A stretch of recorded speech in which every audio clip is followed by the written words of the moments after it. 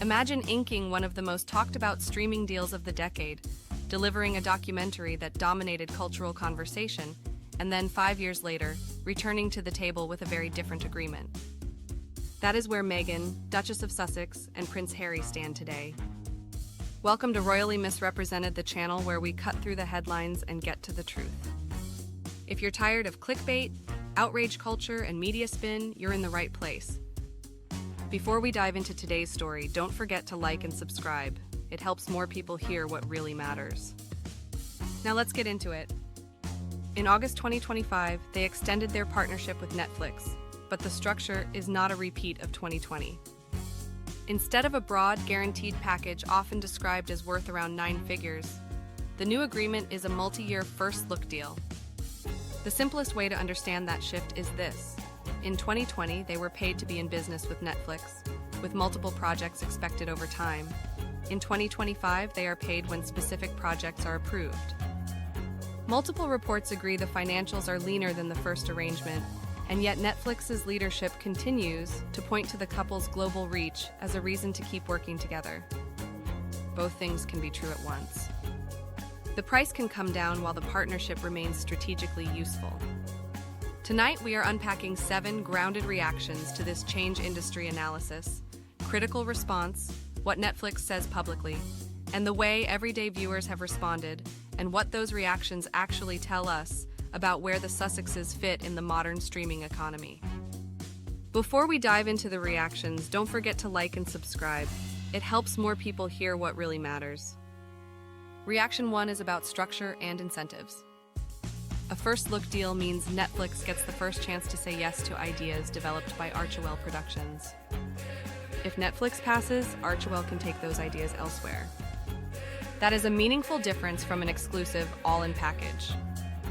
There is more flexibility for the producers, but the money arrives only when a pitch becomes a greenlit show or film. In 2020, the streaming wars rewarded big headline deals to secure talent and mindshare. In 2025, the market rewards projects that keep subscribers watching past episode 1, finish seasons, and recommend the title to friends.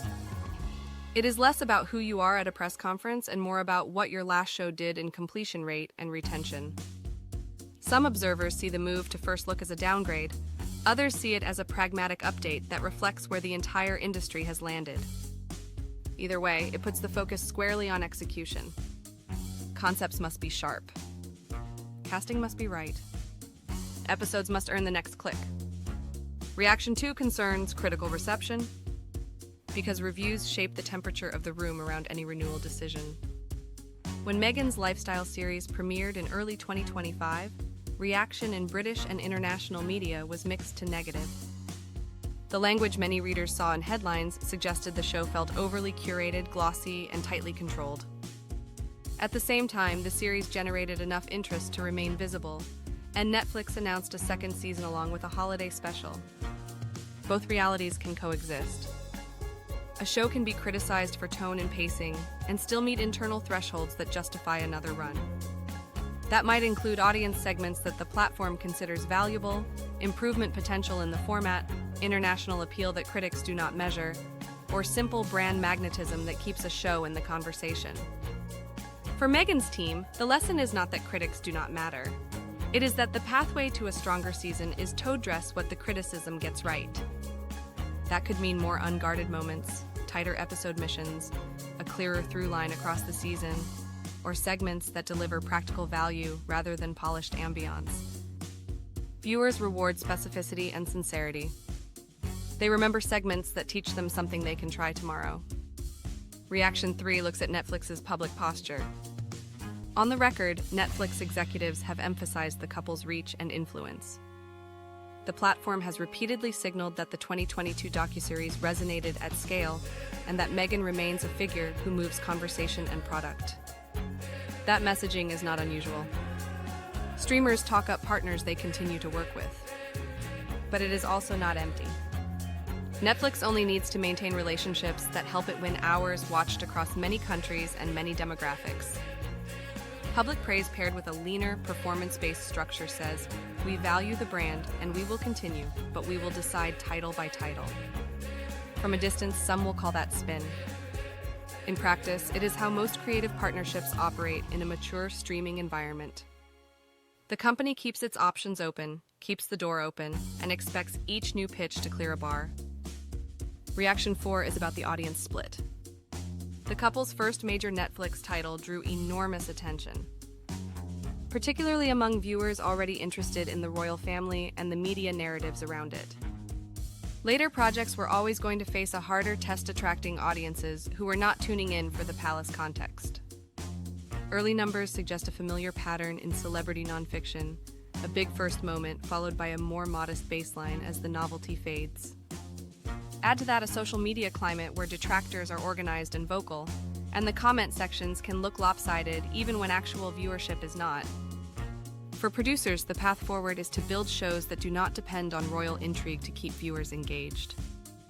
Programs need universal hooks, craftsmanship, travel with purpose, problem-solving, entrepreneurship, wellness with evidence, or human stories that stand on their own. When the premise is strong enough, partisanship quiets down and curiosity takes over. Reaction 5 explores the status narrative. The question of whether the couple qualifies as Hollywood A-list in a producer's role, rather than on-camera celebrity.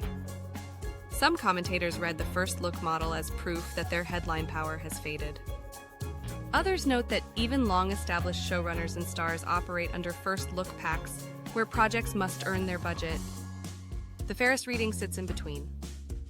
The initial wave of attention in 2020 created expectations that were hard for any team to meet consistently.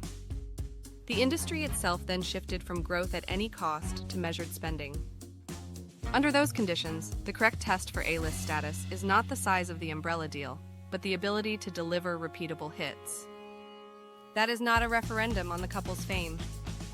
It is a scoreboard on development choices. Decide on shows that travel well beyond the tabloid sphere, attach the right directors and editors, and build formats the platform can imagine running for 3 seasons, and the perception changes quickly. Miss that mark and the conversation will continue to focus on personalities rather than the work. Reaction 6 is a counterpoint that deserves real weight. Flexibility can be a feature, not a flaw. If Netflix passes on a concept, Archewell is now free to take it to other buyers. That scenario rewards teams that know how to package a pitch in multiple ways. A lifestyle concept can become a shorter, sharper limited series with a different network's tone. A documentary short can evolve into a feature with international co-production partners. A book adaptation can live with whichever buyer aligns best with the target audience. Early signals about the Sussex slate suggest they are exploring variety rather than repeating one lane. A lifestyle continuation, a holiday special, a short documentary with an uplifting human story, and development on a romantic drama adaptation cover different quadrants. That is sensible. It diversifies the bet. If even one of those titles breaks out, it pulls the rest of the slate forward. Reaction 7 asks the only question that ultimately matters in this phase. Can they build repeatable hits? Streaming in 2025 is a completion game. A title must open well enough to be seen and then hold attention long enough to earn the next season. The couple already proved they can command attention. The next proof point is consistency. That means tighter episode missions, stronger narrative engines, and formats that encourage viewers to watch more than one episode per sitting. It also means aligning subject matter with audience need.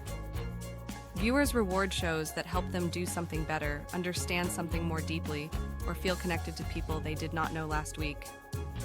If Archewell focuses on those fundamentals, the shape of the deal will look like a smart recalibration rather than a step down. When you stack these 7 reactions side by side, a coherent picture emerges. The partnership continues in a modern form that puts the emphasis on each project rather than the star power of a single announcement. The lifestyle series drew hard criticism, yet it also returned. Netflix's public support signals ongoing value, while the financial structure signals caution. The audience remains polarized, but polarization alone does not decide renewals. What decides them is whether a show travels, finishes, and sparks recommendations. Commentators who call the new terms a downgrade on dollars are not wrong. Advocates who call them an opportunity to retool are not wrong either. The truth sits in the middle, with the work itself as the tiebreaker. So what does this deal really mean?